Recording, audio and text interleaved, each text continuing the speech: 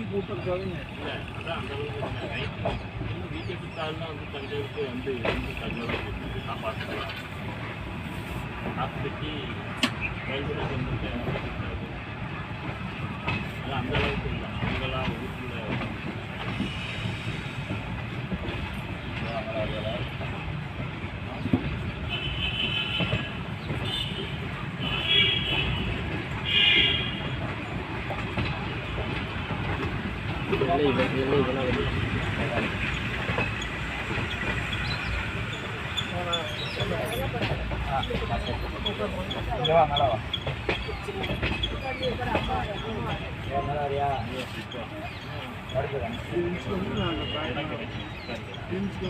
நல்லா